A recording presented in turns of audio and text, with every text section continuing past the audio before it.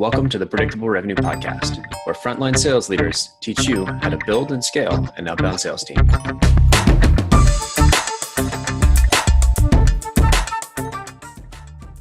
Hey, welcome back, everybody.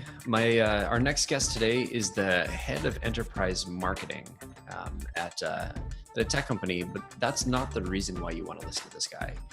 He's somebody that I've known for a little while and has actually sat on sort of both sides of the sales and marketing table. Today, what we're going to talk about is how he helps his SDR. He empowers his SDR team to get super high response rates. Basically, he gives them a reason to reach out and gives the prospects a reason to respond to their campaigns. So I'd like to introduce everybody to Franco. And I should have asked how to pronounce your last name, but I'm going to take a shot. Caporale? That's pretty good. Hi, Collin. Welcome to the show. Thanks for joining us today. No, thanks for inviting me. And it's a pleasure to be here. Perfect. We normally don't do the history, but seeing as you're the head of enterprise marketing on a podcast that's typically about sales, can you give us just a quick brief history of your history with SDR teams and sort of how you got to where you are today? Yeah, absolutely. Like you said, I'm the head of enterprise marketing here at Branch, what I've been for the past 6 months.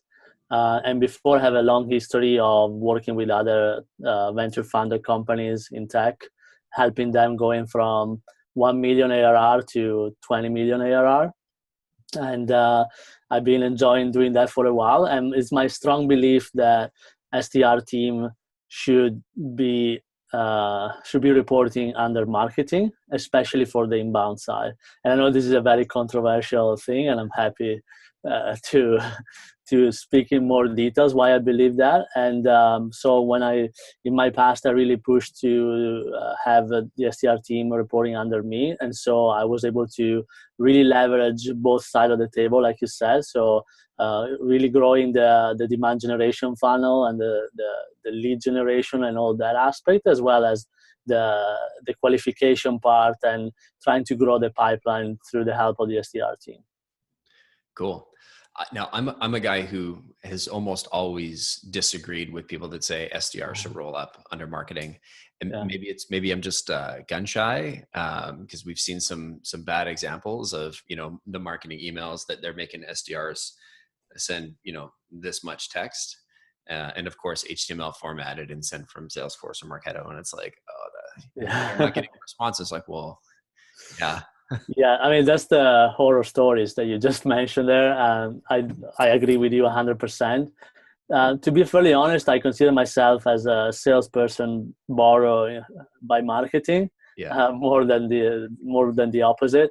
So that's why I have a passion for enterprise sales. I enjoy the process, and I really believe that everything that I do in marketing starts from sales. So instead of starting from what campaign should I do tomorrow, I start from the end of the funnel and looking at what accounts we want, what kind of leads is the best profile, what kind of meetings are we looking for from a sales side, and then I kind of take all the other steps.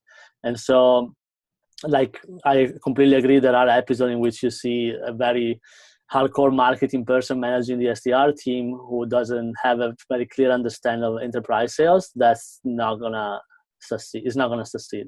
Mm-hmm. So you have to take a sales approach in marketing, and that's why my title is head of enterprise marketing, because I'm very, very aligned and connected to the sales team and to all the sales leadership, and that's what is working really well for us here at Branch. Interesting thing to add for people that are skeptical, because I was also skeptical of marketing, that it should not roll up under, or SDR should not roll up under marketing. One of our last guests, maybe not the last guest, but the guest before last, Ryan O'Hara, you started to kind of open my eyes in the way that they look at their campaigns as almost micro marketing instead of just like a list-based campaign or an account-based campaign. How can we deliver a really awesome experience that's going to help somebody, and it's going to be fun to do in that? And so he's almost positioning his little group as like a micro marketing agency within the the larger company. So that was a really interesting sort of way of reframing what the SDRs do. Well, it's an interesting approach. In my experience, and I've been in 4 other tech companies in the past 5 years, and I saw all the different approaches to the SDR team. And I saw how, especially when you are in a growing company, how hard it is for the SDR team to get time from the sales leadership and be coached, especially if they don't have like an SDR manager, an SDR director, which is hard at the beginning when you're growing the team. Mm-hmm. And so there was this big disconnect in what they were doing, how they were managed. And so that's why I decided to take over that. And so I started managing the SDR team previously on a company like Duetto and then at Optimize. And then I saw the power of when you are able to connect marketing and then the SDR component, which is the bridge between marketing and sales. Then you can see, like, you can literally double the conversion of your outbound reach, as well as any pipeline generation activities that you're doing. Cool. So maybe let's go up a level, because I've had the chance to learn what head of enterprise marketing means to you, but could you explain to me, like, are you the only marketing person at Branch, or maybe are you the only marketing team? Like, who does the brand stuff? Who does the website? Who does all those things? Yeah. So here at Branch, we have an interesting structure. So we have 2 marketing teams, and we're actually a pretty large team. So my team specifically is focused on enterprise sales, so enterprise opportunity, driving pipeline, driving NQL, the classic demand generation approach. And account-based marketing approach, while the other team, which we call them more the community and long tail team, they're focused on growing our community side with the developers and the long tail. They can use our platform for free, because the Branch platform is free to use. And then we have some premium products that specifically are used by marketing professionals to drive more mobile app installs and to drive more user and to measure the attribution and the campaign success. So those products are the usual SaaS. They follow the usual SaaS model. And so that's where my team is involved. But so with these 2 teams, there is this collaboration, because you have a community event that can impact enterprise opportunities, and then also my campaigns might impact the long tail. So there is definitely some overlap, but we are focused on 2 different, completely different metrics. Gotcha. And so can you walk me through your metrics and what your area of focus is? Yeah. So what I believe in terms of when I look at a company and trying to grow a pipeline, there is now this trend of ABM, account-based marketing. And for a couple of years now, I've heard lead generation is dead, demand generation is dead, or inbound marketing is dead.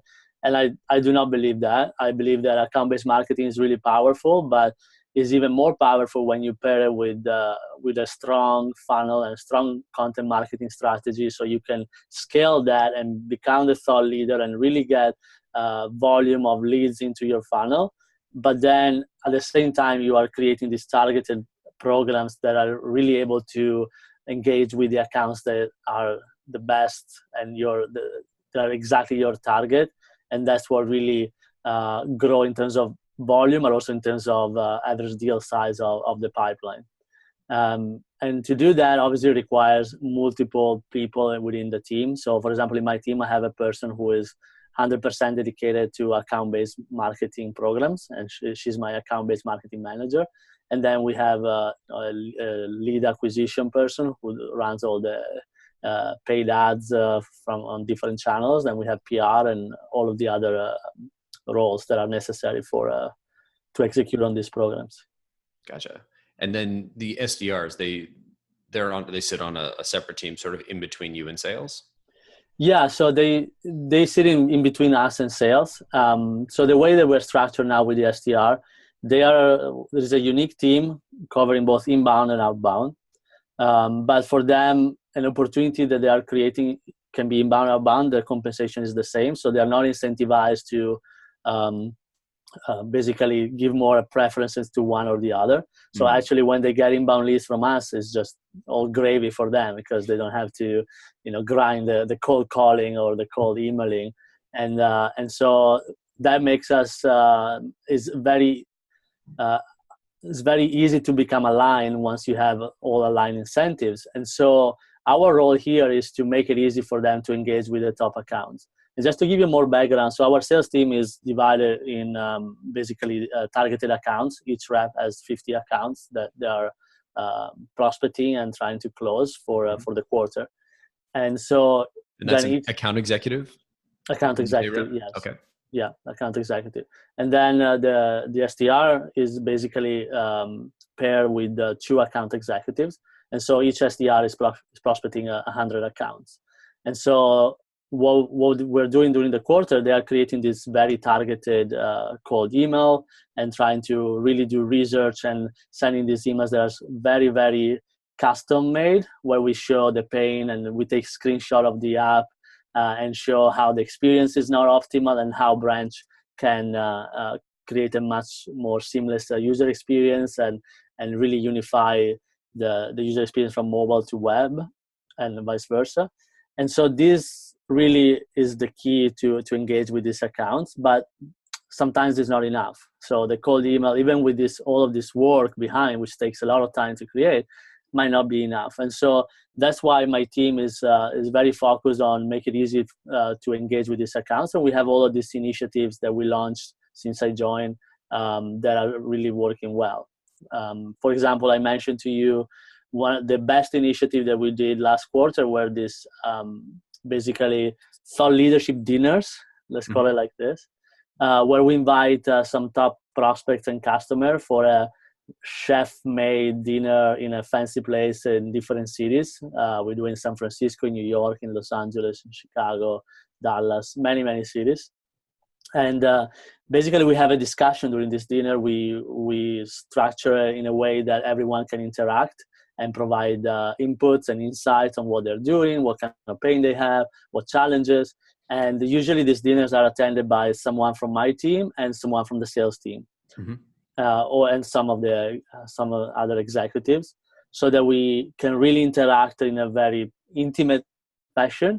And this has led to a really improvement in terms of like pipeline conversion, even for accounts that have been very, very hard to penetrate after many emails and cold calls and different initiatives that we were not going anywhere. And just with an invite to this kind of dinners, we have a lot of success stories. Very cool. Yeah. So in particular, so the dinners were the top program that we did to in terms of last touch pipeline creation. And so this quarter we're doubling. So we did 5 dinners last quarter. We're doing 10 in Q3. So we're gonna really go pretty heavy on this program as much as we can scale it. Gotcha. So how does that work in with the SDRs and their outreach? Are they booking for the dinners? Are they trying to help you prioritize who should be in there? How does they walk us through that process? Yeah, so we try to automate as much as possible. So we basically created a program in Salesforce, and then each SDR start inviting their prospect very actively. So every time they send the email, then they just add it to the program, which creates all the automation flow for the emails with the invitation and all the details for the dinner. And so where the prospect can just add SVPs. And most of the RSVPs come from the SDR. So they are driving really the attendance to these dinners. And that's what is helping them reaching out to these accounts. We have a lot of examples where an SDR have sent probably like close to 8 or 10 emails, very customized, very thought through the whole time, and no response for many months. And then we sent a dinner invite with all the details and the chef and the restaurant where we're doing the dinner, and they respond right away and they accept the invitation.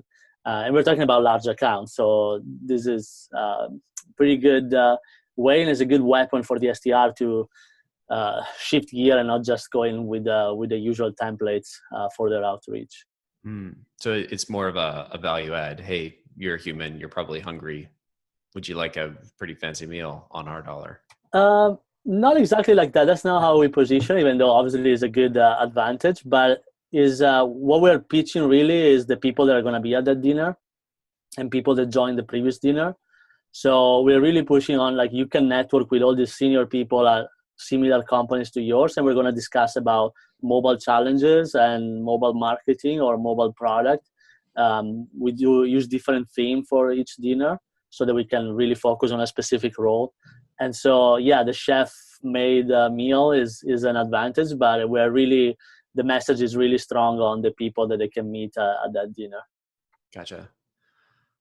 So how do you seed that dinner? Is it started with, is it all prospects? Is it, a bunch of, branch and your counterparts talking, or what's the mix like? Yeah, so usually they are pretty small dinners. So we have normally 20 people, of which like 3 are from branch and 17 are prospects/customers. Usually we have about 2 or 3 customers so that we can introduce them to prospect and they can share why they love branch and why they should also use branch. We got a few of those success stories for accounts that were a little resistance, or they were finding a reason why they shouldn't start today. That really helped. But for the rest, we really facilitate the discussion among prospects, and that's how the conversation starts. And then they're usually very keen on introducing other members from their team right away, and that's why the opportunity then develops. And these are people that have been on our database for a while. Maybe we send them white papers and other content, but this is a much stronger way to convert them into actual pipeline and opportunities.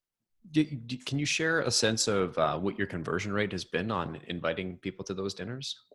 Yeah, so I would say like over 50% of them, of the prospect, so taking out the customers that are attended or some of the partners that we invite as well, of the prospect, over 50% of them convert into opportunities. Wow. So it's pretty strong because, they meet our executive team, they meet our CEO. In some cases, they spend a couple of hours with the rep. And so that usually triggers an introduction to other member of their team or a demo with multiple people, which is usually a good way to start engaging with the account. Gotcha. So kind of diving into this individual dinners, and I know you've got a couple other tactics to share. I'm just super curious. Yeah. Do you just get everybody together? You sit around a round table and everybody just sort of talks randomly? Do you guys structure the events?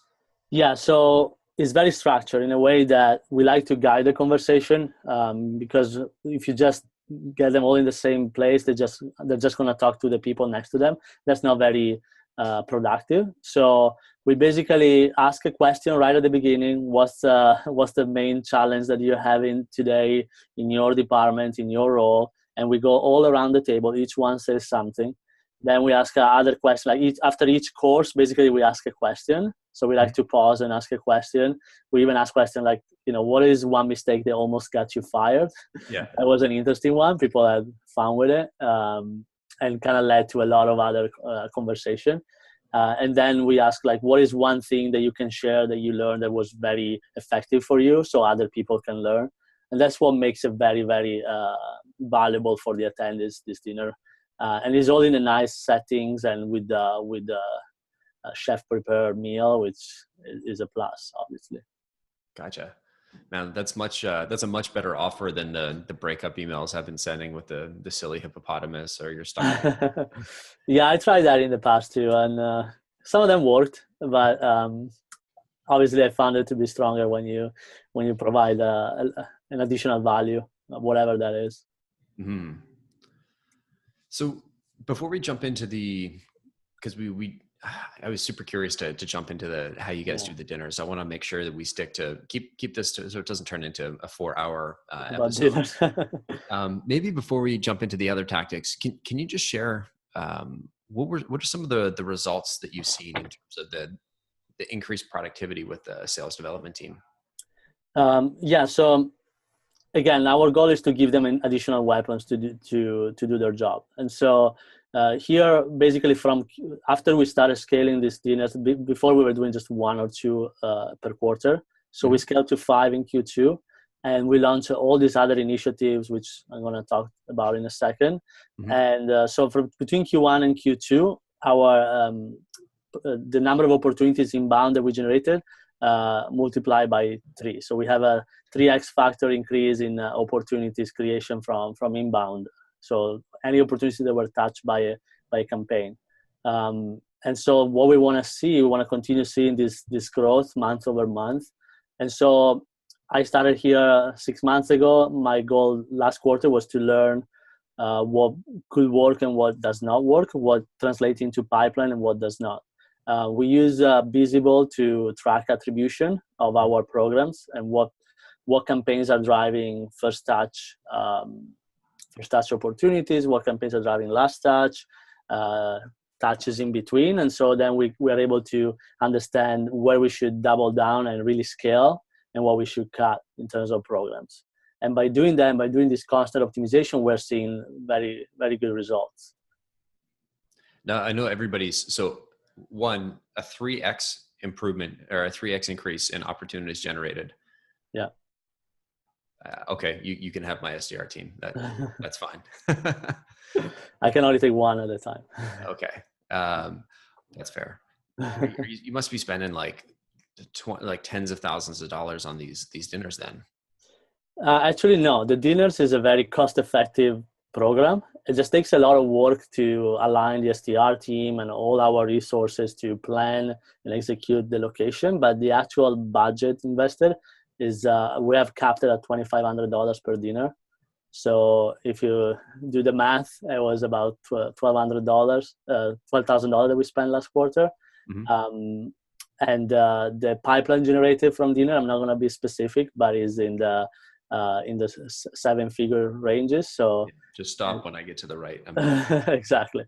So I mean, again, it was the top program for a pipeline conversion for last touch, and so that's why we're scaling to 10 dinner this quarter, which is hard to execute. But there is a cap. Obviously, you cannot do a dinner every day, or you're just going to be in the meal business more than the tech business. But there is as much as you can scale it, but as much as we can, we will. And we're trying new cities. So this quarter we did the Atlanta dinner last quarter for the first time. That was great because it's a more unserved market.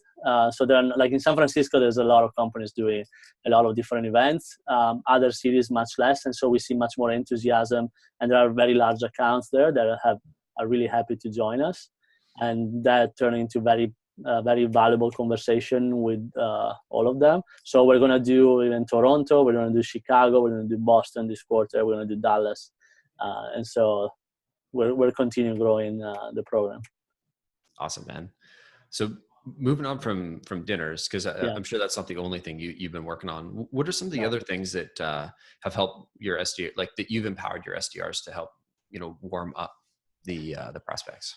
Yeah, so going down the list of the most ROI positive initiative of last quarter, we have conferences. Conferences were great. So conferences that we sponsor, and we have a booth, and we have a speaking engagement. So what we do with the SDR, we look at when we have the list of attendees or list of speakers from those events, they proactively go and outreach to those events. Mm-hmm. And we try to set up meetings before we are on site, so that we have a few meetings already in place. And there was one particular event which was absolutely phenomenal. It's called MAU in Vegas, or Mobile Apps Unlocked, very big mobile events. What they do there, they have a networking app where you can basically reach out to any one of the other attendees that have the app and ask for a 15-minute meeting. And the app schedule the whole thing, look at the availability, and you have the meeting. So we arrived at that show with 21 meetings booked, and at the end we ended up with over 30 meetings. Wow. Done on site with large companies.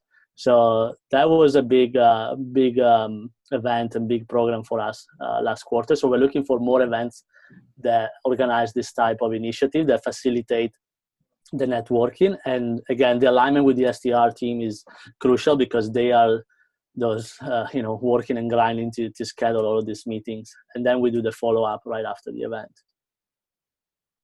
Gotcha. You said you booked 30. You had 30 meetings at the conference. 21 you booked ahead of time with your SDR team.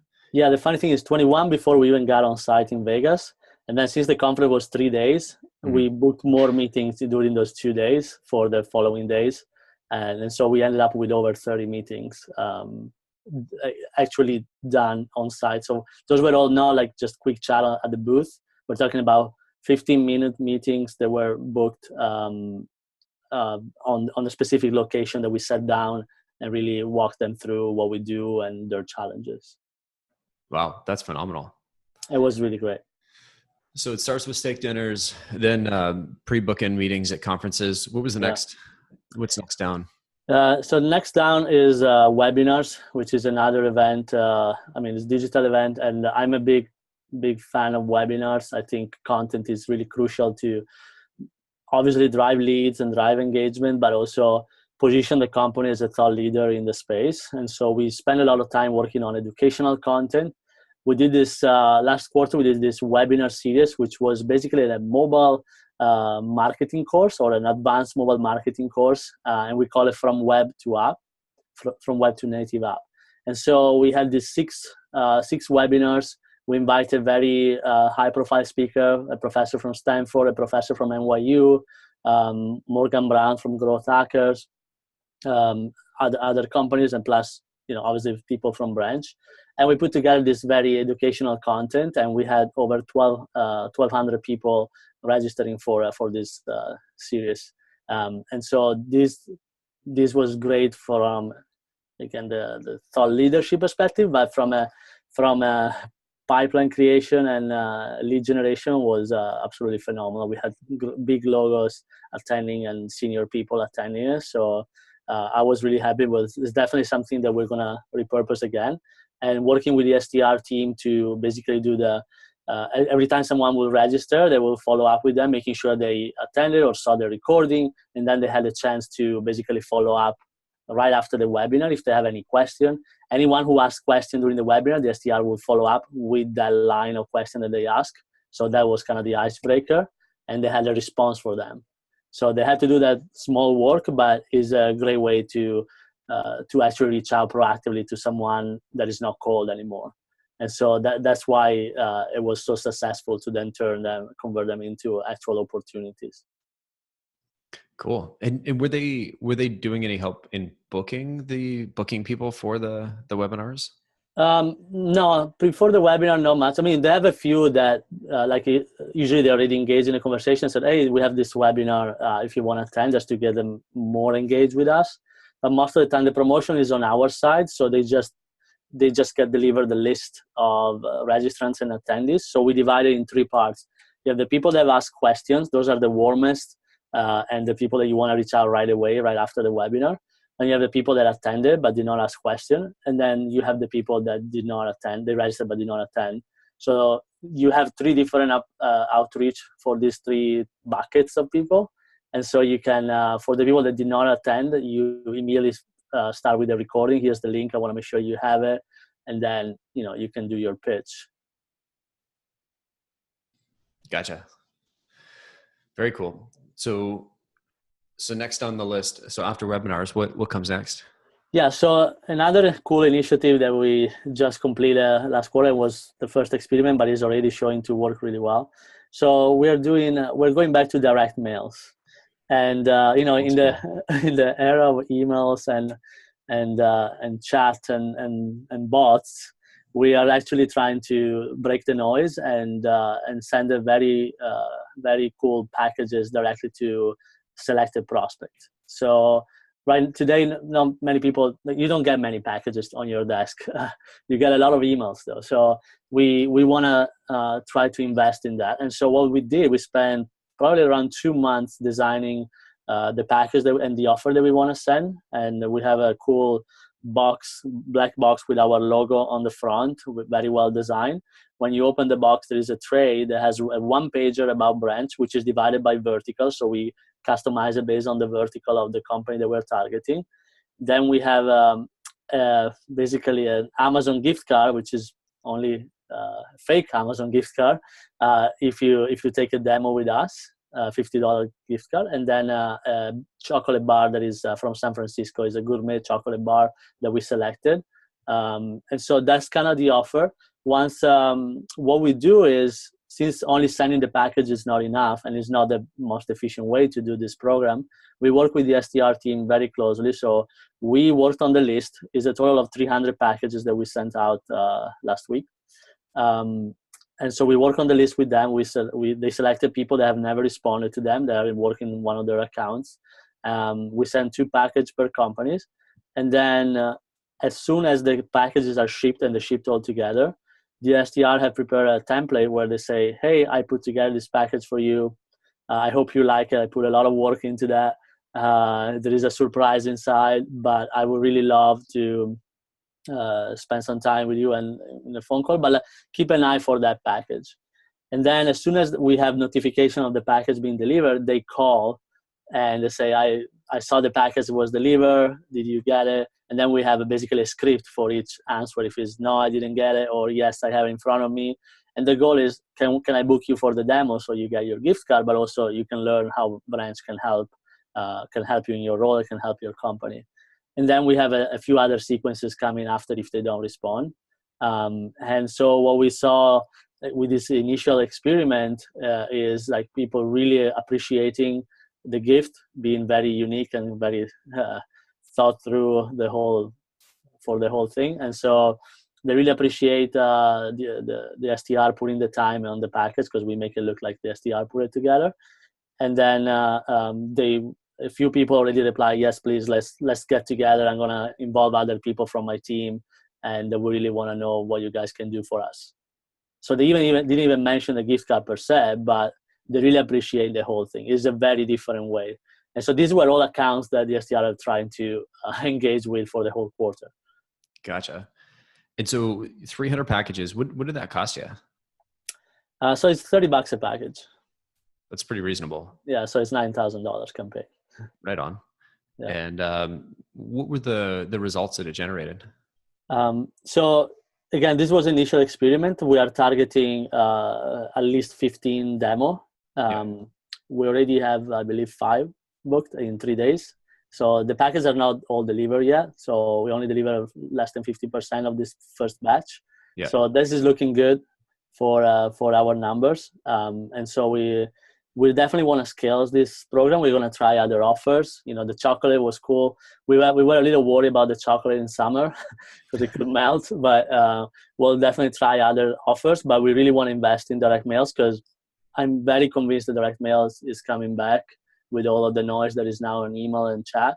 And so this is a really powerful weapon for the SDR to completely change their template and go outside the box from the usual pitch and really engage them and showing how much targeted work they have been doing for those prospects. That's fantastic.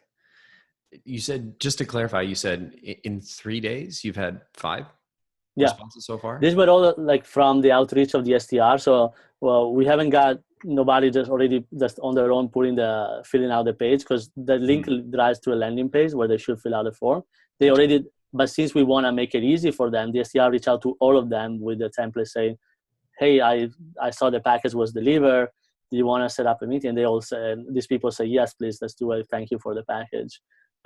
So that was the great thing. And that's why I don't think without the SDR team, this program would be as effective, because you're leaving a lot of work on the shoulder of the recipient, while the SDR really makes it easy for them to just say, yes, let's do it next week. Yeah, absolutely. If you're going to go and invest all this time and money in building these beautiful packages, mine hasn't shown up yet, by the way, but you may as well. Yeah, sure. You may as well get to coordinate with the SDR team, because it sounds like it's a 1 + 1 = 5 situation here. Yeah, and they're getting very excited by the return. Obviously, for them, this is all commission, and this is all like an easier way to get to their quota. So we definitely gonna start working immediately on the next batch. And what we want to do eventually is we want to become more than batch based. We want to become more trigger based. So really use these packages as one touch that the SDR could trigger on their own. That we prepare the package and everything. We create all the automation, but the SDR could just trigger once they don't get any response after 6 or 7 emails. Trigger a package that is already prepared by us, and it gets to the desk of the recipient as one of the touch. So the company we're using is PFL, and they're great at doing this type of. They've created this fantastic platform, and we're still in the testing mode, but that's where we wanna go eventually. Great, man. At the risk of, I don't want to criticize your SDRs, but it sounds like they've got it easy. I'd be an SDR for you. We might adjust their quota if it gets too easy. But so far it's a win-win situation, right? We're not trying to make their job hard. We're trying to get to the goal that we have in terms of pipeline creation, one way or the other. If it's SDR driven, marketing driven, but to me, there's no such thing in enterprise sales as a marketing source opportunity or a sales source opportunity. It's always a combination of the two. Like enterprise sales is such a long cycle, so many stakeholders involved that you can look at a funnel like it's a linear thing and pretend that, it's 100% marketing source and you're closing, I don't know, United Airlines or Best Buy. Like those are very large companies that requires a combination of efforts from enterprise marketing and sales. That's great. We all finally need to work together, and if we do, we can basically triple the results of our team. Yeah, and I think since I'm very passionate about this component, I want to add one more thing. So it's very important how you incentivize your sales team. You don't want to create an implicit reason why they should push back to marketing and maybe say, no, that opportunity I created because I talked to them 6 months ago at a meeting and I was referred by another partner. Like all of that is all a waste of time and it doesn't align sales and marketing. You want them to, the sales team shouldn't care where the opportunity came from, if it was touched by marketing, if it was only sales. They're not compensated because they source opportunity. The SDRs are. But what we want to do, we want to align the SDR team and marketing and then the SDR and the sales team so they don't have that conflict of pushing back to each other, but they all, they don't care if it's a marketing source. They just care, give me more of those. I don't care where it came from. I just want more of these opportunities. And then their goal is to close them. Gotcha. So they're having that omnidirectional rep almost sitting right in the middle there. Yeah, so that's why I love that here our SDR team are not incentivized differently between outbound and inbound. Obviously, inbound is much easier. That's clear, but that's not the point. So it's not, you don't want to put their goal and their compensation based on how hard it is, but just based on what you want to get. So what are you incentivizing as a behavior? If you start giving them more money for an outbound opportunity, they're going to ignore all the inbound leads that are coming through, which are warmer, easier to close, much more engaged, and they should have priority over outbound, which are cold leads. Instead, if you create that kind of incentives, you might run that risk. And in which case, you might as well have separate team inbound and outbound, so you don't want to create that conflicts. But I strongly believe if you have one team, you don't care if it's inbound or outbound, compensate them in the same way. So they're gonna just want to pass opportunities, which at the end is the same for the company. It doesn't change. It's all good. That's what we're working towards, right? It's just generating more meetings, more opportunities for our account execs. Exactly. Franco, this has been phenomenal. I want to thank you for coming on the show today. Thank you. I'm really looking forward to hearing from the audience on what things, if you've implemented something that Franco taught us today, or if you've got something of your own that you've been trying that's working. We'd love to hear from you.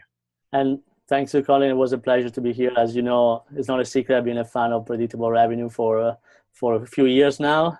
You and I have worked together in previous companies, and you helped me driving more meetings from your side. So always happy to come back on the podcast.